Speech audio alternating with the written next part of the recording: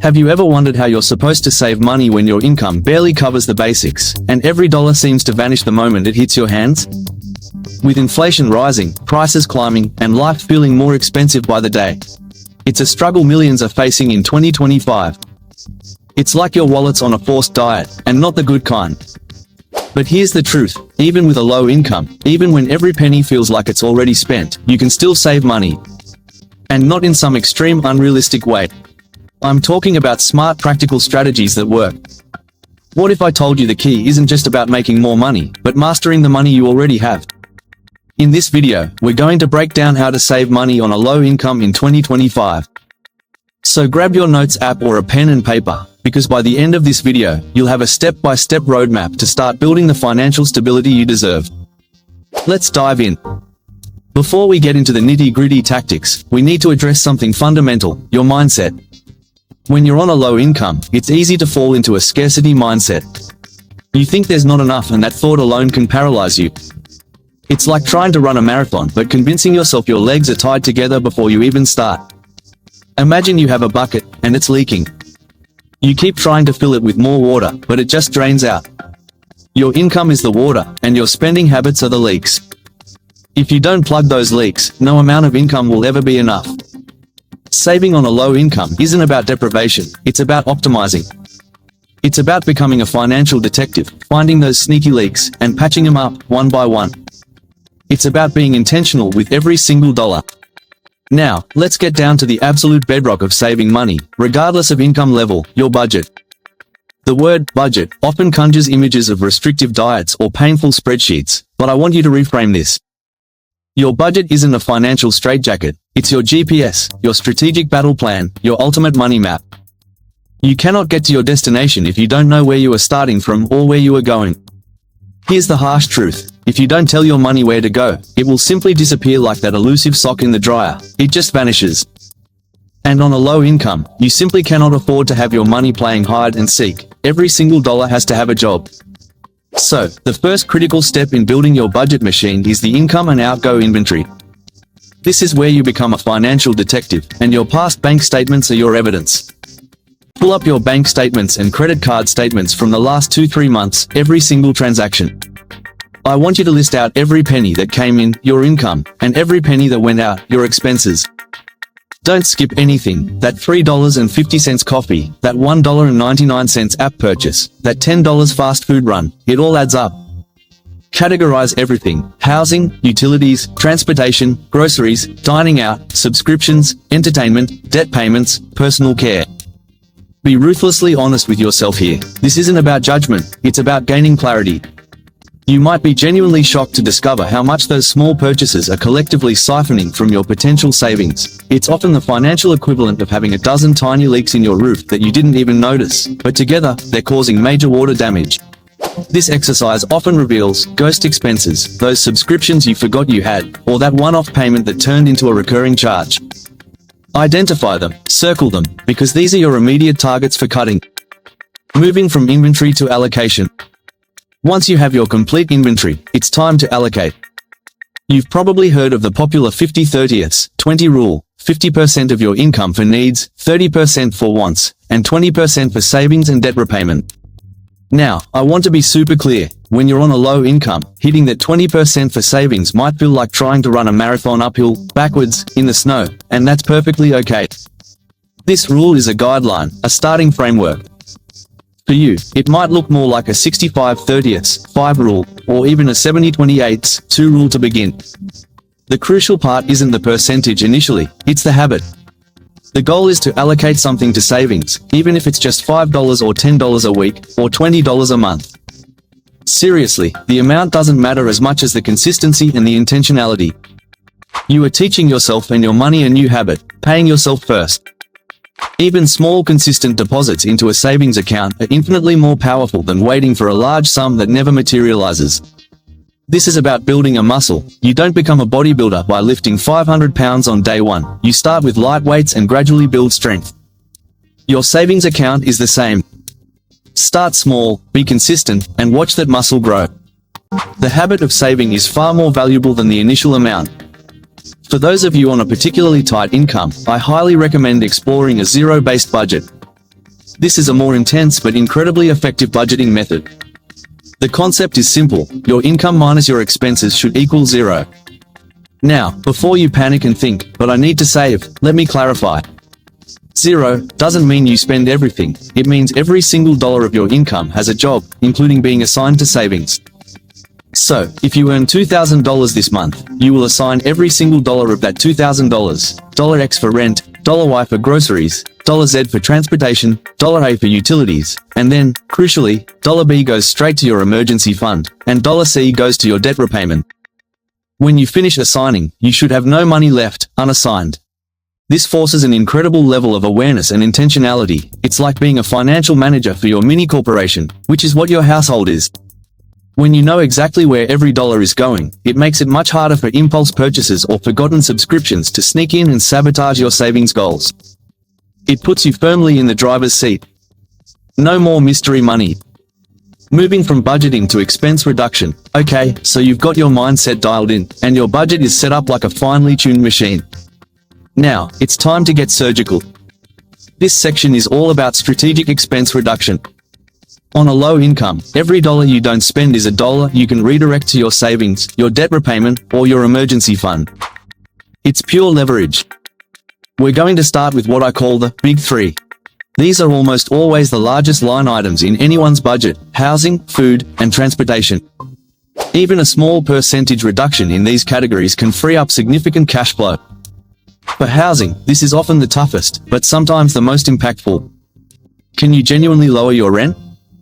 This might involve talking to your landlord if your lease is up for renewal, looking into cheaper areas, or even exploring co-living situations with a roommate or family members, even if it's just for a temporary period to build up your savings.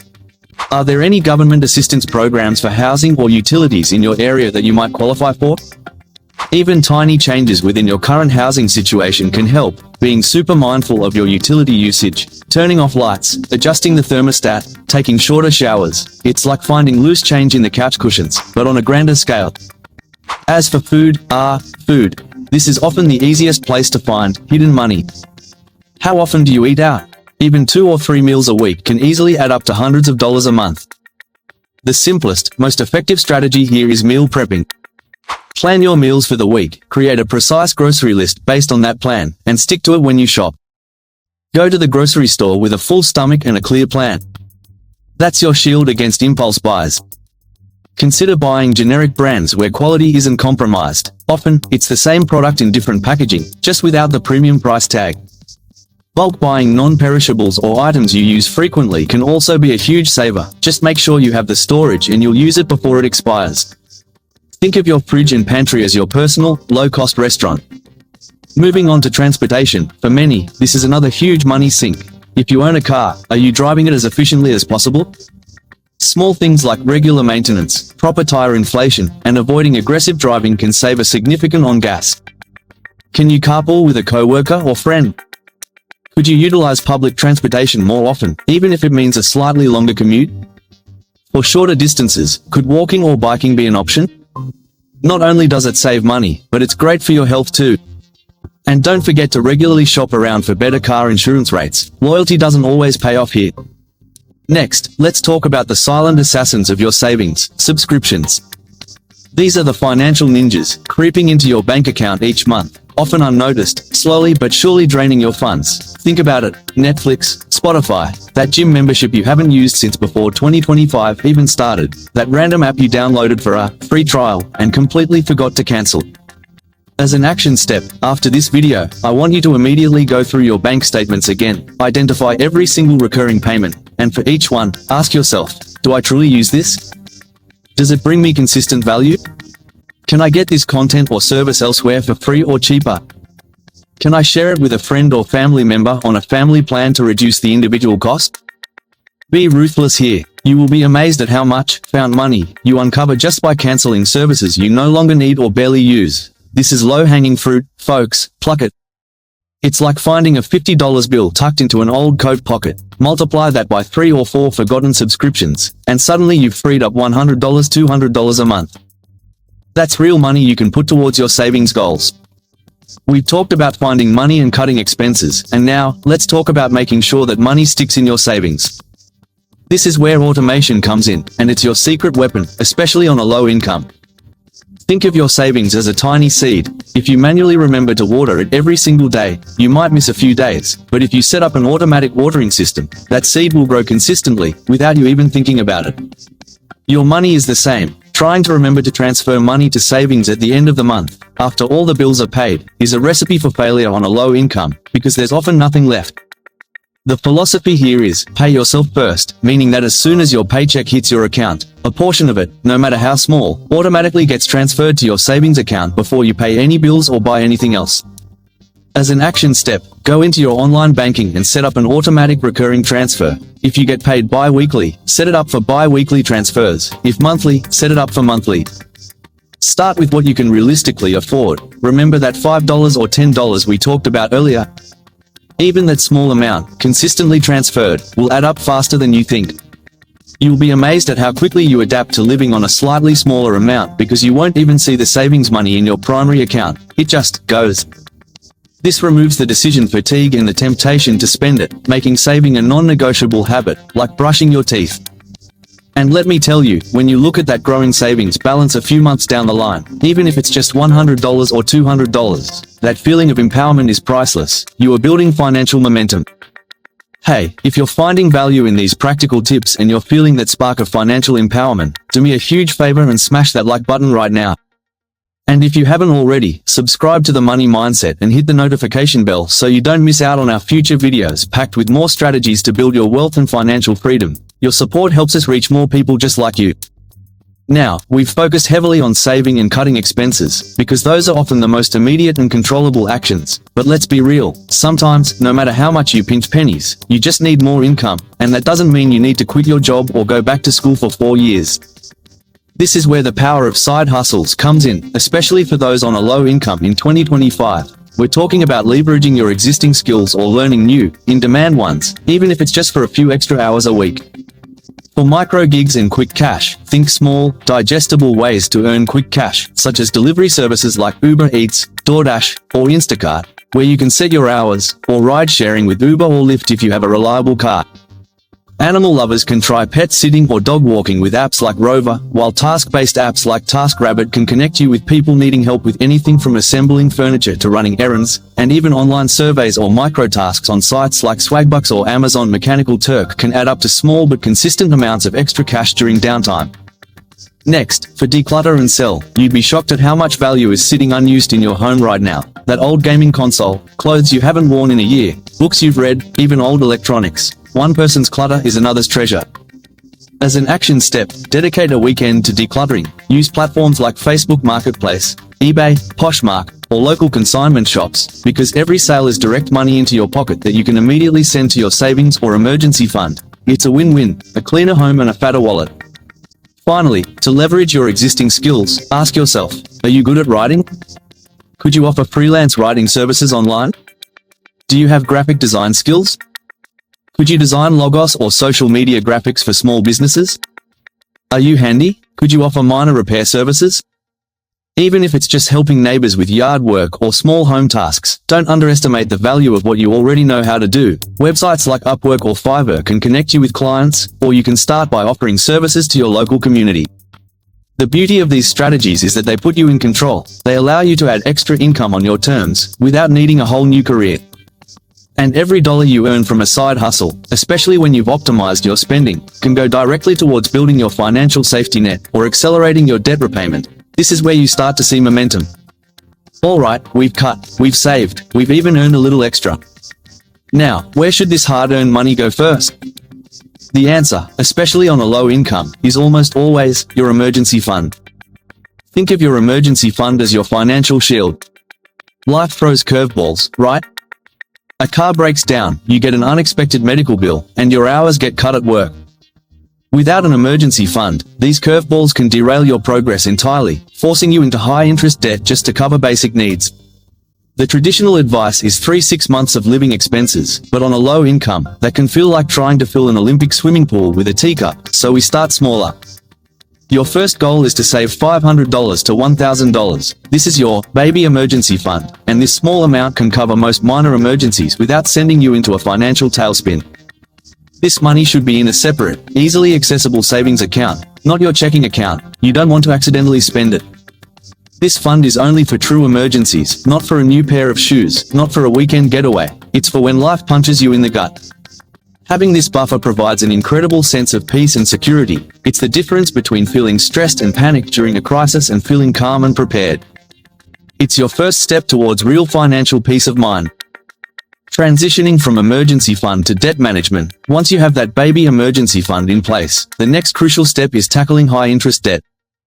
Things like credit card debt or payday loans are financial quicksand. They suck away your money with exorbitant interest rates, making it incredibly difficult to save. For the debt snowball versus debt avalanche, there are two popular methods. With the debt snowball, you list all your debts from smallest balance to largest, make minimum payments on everything except the smallest, and throw every extra dollar you have at that smallest debt, and once it's paid off, you take the money you were paying on it, minimum payment plus extra, and add it to the payment for the next smallest debt, which builds psychological momentum as you quickly pay off small debts. With the debt avalanche, you list your debts from highest interest rate to lowest and attack the highest interest rate debt first, which saves you the most money on interest in the long run. On a low income, I often recommend the debt snowball first, because seeing those small debts disappear provides massive motivation. It's like clearing small hurdles one by one, building confidence to jump over the bigger ones. Every debt paid off frees up more cash flow that you can then redirect to saving, investing, or attacking the next debt. During this phase, it's critical to avoid new debt and be resourceful. If you have high interest loans, research if you can consolidate them or refinance them to a lower interest rate. Though this can be harder on a low income, and look into non-profit credit counseling services. They can often help you create a debt management plan without charging you for it. Saving on a low income isn't just about surviving, it's about setting yourself up to thrive. Even if your income is low now, thinking long-term is crucial. For the power of small investments, once debt and fund are stable, once your baby emergency fund is built and high-interest debt is under control, even small, consistent investments can make a huge difference over time due to the magic of compound interest. Even $25 a month invested consistently can grow into a significant sum over decades. Think about low-cost index funds or ETFs, and start educating yourself now, so when you have that extra cash, you know exactly where to put it to work for you. For continuous learning and skill development, the best long-term strategy for increasing your income is to continuously learn and improve your skills. Are there free online courses, library resources, YouTube channels, like this one, that teach you valuable skills? The more valuable you become, the more earning potential you unlock. This is an investment in yourself. Remember, your current income does not define your future potential. It's your money mindset, your consistency, and your willingness to learn and adapt that will truly determine your financial trajectory. The goal isn't just to save, it's to build a foundation that empowers you to earn more, save more, and eventually, build true wealth. So, there you have it, Money Mindset fam. We've covered a lot today, shifting your mindset from scarcity to strategy, building a lean, mean budget machine, ruthlessly cutting those sneaky expenses, automating your savings so it's brainless, exploring powerful side hustles to boost your income, prioritizing your emergency fund, and strategically tackling debt. Saving money on a low income in 2025 isn't about grand gestures, it's about consistent, intentional, small actions that compound over time. It's about recognizing that you have more control over your money than you think. Every single penny you save is a step towards greater financial security, greater freedom, and ultimately, greater peace of mind. You have the power to change your financial story, starting today. Which of these tips are you going to try first?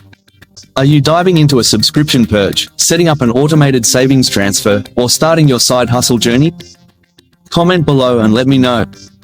I love hearing your success stories and insights. If you found this video helpful, please give it a thumbs up, share it with someone who needs to hear this message, and if you haven't already, subscribe to The Money Mindset for more practical strategies to build your wealth and live your richest life. Thanks for watching, and I'll see you in the next video.